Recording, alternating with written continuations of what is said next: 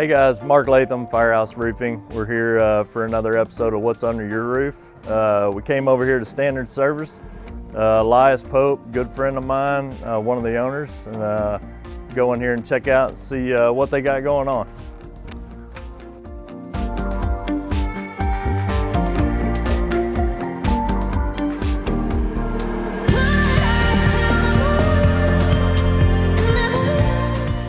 All right guys, today we're here at Standard Service in Heath with Elias Pope, and just a little back history. Me and Elias, what, I don't know, 18 years? 18 years, yeah.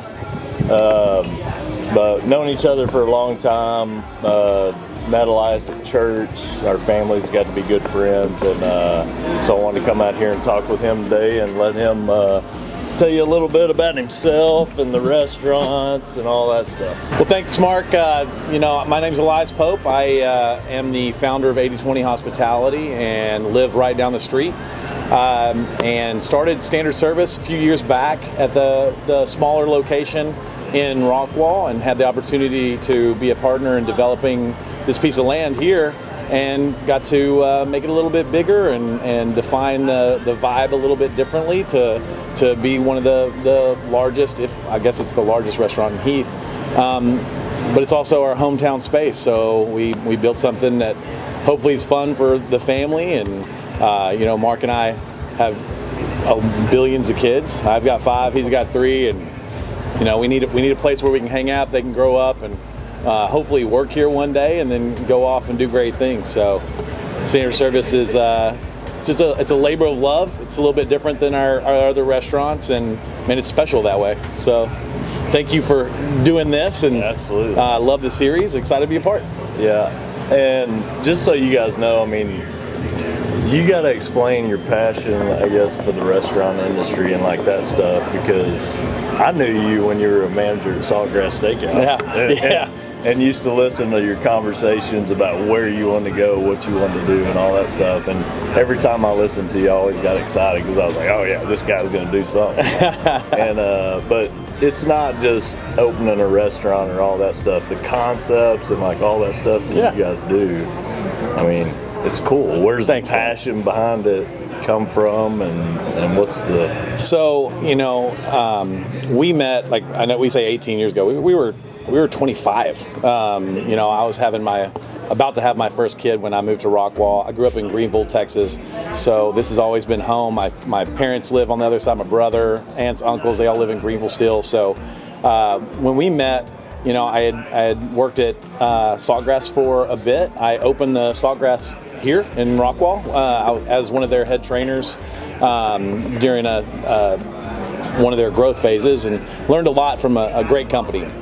But the whole entire point of me working at Saltgrass was to open my own restaurant. Like, it's been passion since I was a kid. My uncles owned restaurants. Another uncle of mine had a small little cafe in Greenville, Texas when I grew up, and restaurants were part of our lives. And going and sitting around a family. I have a huge family, so sitting around a table with a family was super fun for me. And it's just I'm one of those crazy guys that doesn't fall into the restaurant industry because I started working there. Man, that's all I've ever wanted to do. Like, I want to work 100 hours a week in a restaurant and meet as many people as I can. I love everything about it. It just means so much to me, and it's become this passion, but it's also my hobby. Like, I love going to restaurants. I love food. I love entertaining. So it's pretty much I'm a one-trick pony. That's the only thing I ever do. I don't. This year is probably the first year I've ever indulged in a hobby. Me and Mark are learning how to wake surf, so there's that. Videos of that later on.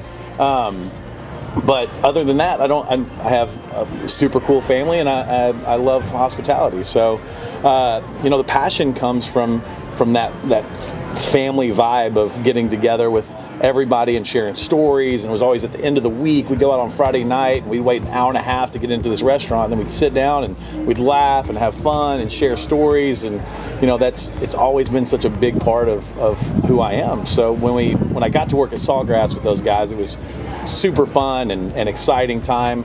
But I knew very quickly that to truly do what I wanted to do, I had to work I wasn't the best employee, let's just put it that way. I got to run some restaurants and do some other stuff for Landry's, but I always had this vision in the ethos, and unfortunately, I wasn't able to jump in until about 8 years ago. And there's some local guys, a guy named Gus Santos and a guy named Neville Govender, who believed in me, and they're some of the greatest guys I've ever met. And we got together and decided to do a little spot on Greenville Avenue that happened to take off, be fun, and people dug our vision for what we were trying to create.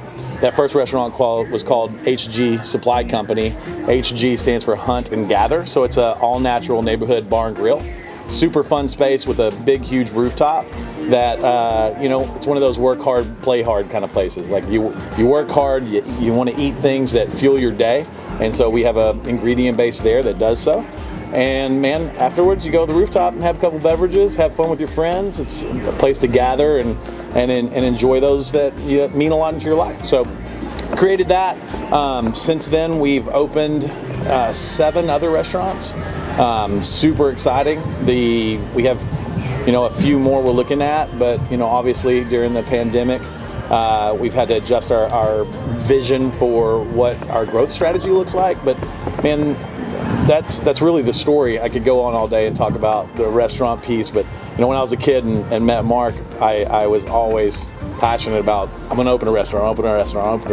And one of the things that I tell everybody and get to share with everybody here is that I didn't do well in college. I lasted, maybe I have 7 credits. I don't know. I lasted a couple weeks. Just not my vibe. I'm a worker. I dive in and I want to go figure it out, but I love to read. And I spoke it into existence so much that it came to be. And it's exciting times, and being able to share standard service here with my not only community, but it's my family. Like, this is our families. We grew up together. We get to come here and eat and hang out. There's so many more pieces of this puzzle that we haven't been able to bring to the table just yet because of the pandemic. So we have the farmers market coming soon. We have live music and events. We're going to do a whole bunch of tournaments out here with our sport courts and cornhole, and we're excited to be able to, once this lifts, really do something special. So hospitality is fun. Serving others is fun, and when you, just like you do, your passion for people and your focus on saving lives is this exhilarating, exceptional thing that fuels us to go do other exceptional things. And I think, hospitality, I can't really put hospitality and being a firefighter on the same level, but yeah. I do love serving others. We're still serving others, man. Yeah. And that's I think that's why we have such a great relationship, is because we both care for others immensely, and obviously you're doing this series for that, so that's super exciting. All right, well, since we're buying the gift cards for here, tell us what all we got going on out here. So standard service, tell you a little bit about that name. Everybody always talks about, well, why is the service standard? It's not what it's about. So growing up in Greenville, we used to go to this grocery store and eat cheeseburgers in the middle of this tiny little grocery store called Artist Heights. It's between Greenville and Jacobia, if any of y'all know where Jacobia is. And my grandfather would always take me there. Super fun experience. But ever since that, I've always remembered that vibe and that feel of being in the grocery store, eating, talking to locals about the weather, or they're mad because their tractor broke. And it's super fun times. So I started researching the grocery model. Like, why did groceries turn from this, intimate experience where the grocer knew everybody in town to what it is now, this big supermarket, crazy, wasteful world that we live in. And so standard service is the moniker, it's the name. They had this, if you've seen this blue or this black and red sign, it says standard service. When the original grocery store, where they started putting things out in the aisles and it was less personal, you came and picked your food and then you got checked out and go. When that started, it started in New York and started expanding because it was popular. the old grocers in the town, the grocers that had everything in the back stocked for you. And when you came in, you talked to him and had an experience, and he would go put everything in a bag and give it to you. And there was this connection because he knew your family and you knew him, and he gave you exactly what you needed. No more, no less, no excess. You know, it was a good time in the world, and there's these relationships that were created because of it. So a grocery store would come in right next to this old school grocer, and so he'd put these signs out that said standard service. So you knew that the service that you were accustomed to, the one where he knew who your family was and they cared about the community, you went to the place that was standard service. And so that's why the name is here. It's because we wanted to build something that would allow us to give the community exactly what they need. No more, no less. Now this might be a little bit more, unfortunately, fortunately we had the opportunity to give a little bit more. So, one thing that I don't get to do with my family all the time is have a place where I can spend a few hours, not just go eat and then leave, but really enjoy the space. So, in getting this space, we created multiple aspects, from the cornhole, the ping pong, and the shuffleboard, to the beer garden and the 20-foot LED TV that will play sports, and we're going to have movie night when we can, to the bungalows that have fire pits in them. And we built this thing to evolve as we grow. And unfortunately, we opened in January, so we got January and February, and then March 13th, shut down. So we haven't been able to realize the vision of the space, but many things will come from it, and we'll do the farmers market in October. So that's something we're starting. We're starting with 8 vendors, spaced appropriately. We're defining the flow, but in October we will have makers. Melissa Tate Farms is helping us put it all together. We're super excited about it, and we'll have some local makers doing cool things every Saturday.